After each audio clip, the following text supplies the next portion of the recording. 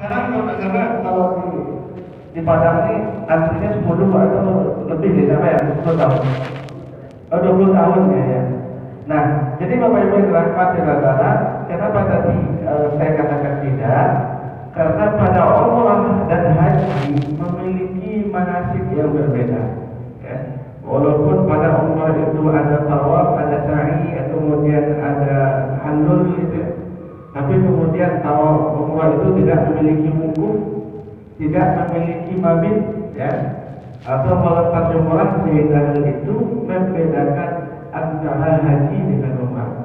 Nah, maka kemudian walaupun pahala disamakan oleh Rasulullah SAW, tapi pada pelaksanaan dari ibadah tersebut berbeda, waktunya pun berbeda. Wukuf itu mesti tanggal 9 Zulhijjah. Kalau sekarang kita pergi umrah lalu kita berwukuf agak lama-lama di Arafah itu misalnya, kan kita buat pula tenda atau bakar jagung ya. Maka kemudian hari itu sudah dikatakan wukuf? Tidak, karena Allah sudah tentukan min zawali syamsi ila ghurubiha. Seorang kalau saatnya berwukuf di Arafah pada tanggal 9 Zulhijjah, dari matahari tergelincir sampai tenggelam. Baru setelah itu mereka berduyun-duyun menuju Muzdalifah dan Mina tanggal 9 Zulhijjah. Makanya kata Rasulullah, al-hajju al-arafah, ketahuilah haji itu adalah hari Arafah. Kalau saat seseorang berniat pergi haji tapi tahun 9 itu lupa dia ke Arafah, kan, maka ulang tahun besok lagi kalau ada kesempatan. Jemaah haji kalau dia sakit ditanggung misalnya, atau kemudian di opname misalnya, atau kemudian dia sudah waktu wukuf nih, maka dibawa dengan ambulan. Namanya wukuf sekali namanya. Jadi kalau musim haji itu banyak tiap bulan antrian orang-orang yang sakit-sakit itu. Nanti kemudian mereka lewat saja ke Arafah, nanti keluar lagi, dan itu namakan wukuf sekali. Jadi ibadah umrah di bulan Ramadan itu kita mendapatkan pahala yang sama dengan haji, tapi itu tidak menggugurkan kewajiban haji kita. Walaupun kondisinya sekarang artinya cukup panjang, umur yang juga sudah tua sebagainya, semoga Allah memberikan memudahkan kita untuk hal itu. Jadi itu kan suruh ya. Ya. Balik ke puasa tadi Ustaz. Ya.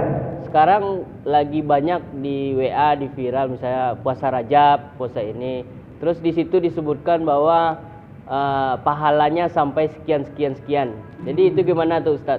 Nah, Bapak Ibu yang dirahmati oleh Allah Subhanahu wa taala, dengan canggihnya zaman ini kan, orang-orang yang ber-WA ya, dengan WA ini mudah saja membagi hadis-hadis, riwayat-riwayat yang mungkin riwayat itu tidak jelas bagaimana statusnya.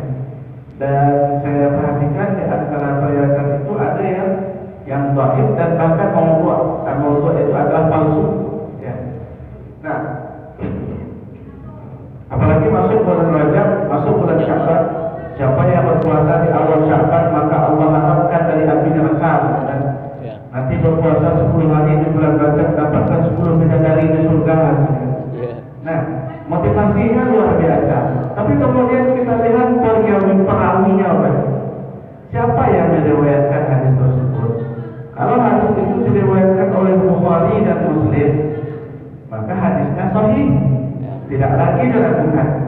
Tapi kalau selain dari itu, atau mungkin pada kutub sittah seperti Ibnu Majah, At-Tirmidzi, An-Nasa'i, Abu Dawud misalnya, itu harus dijelaskan status hadisnya, sahih kah, atau hasan kah, atau dhaif kah.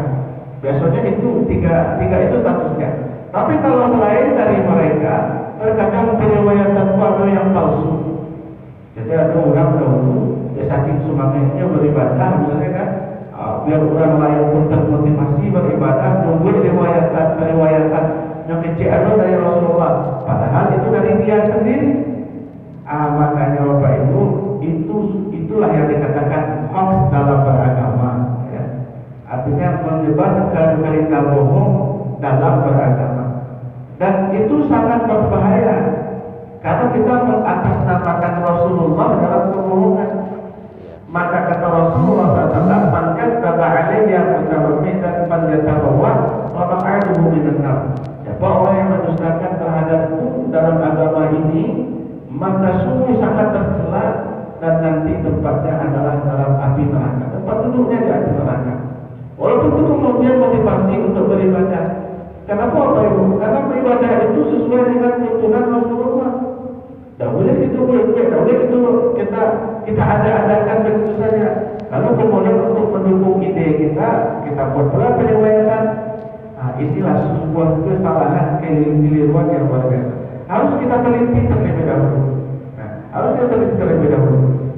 Nah, sekarang Bapak Ibu bagaimana cara menelitinya? Nah, jadi kalau Bapak Ibu atau kita secara umum itu tidak bisa meneliti hadis, karena ada pula ilmunya takhrijul hadis. Maka lebih mudah sederhananya itu adalah fas'alu ahla dzikri in kuntum la ta'lamun, kata Allah dalam Al-Quran. Maka tanyakanlah ke pakarnya jika seandainya engkau tidak tahu akan sesuatu. Jadi berkaitan dengan fikih, tanya ke ahli fikih. Berkaitan dengan ahli hadis, bertanya ke ahli hadis. Atau sekarang bertanyalah kepada ustaz atau orang yang kita percaya, karena itulah yang akan menjadi pelita dalam kegelapan kita. Tapi kalau dia merancak hadisnya kemana, rancak lo hadisnya lengkap tuh, ayo kita sebenarnya kita amalkanlah. Amal tahu kita telah mengamalkan sebuah kesesatan. Dan ini adalah sebuah rahmat dari Allah Subhanahu wa taala. Jika Anda tidak membagikannya, maka rezeki Anda akan susah selama 7 hari.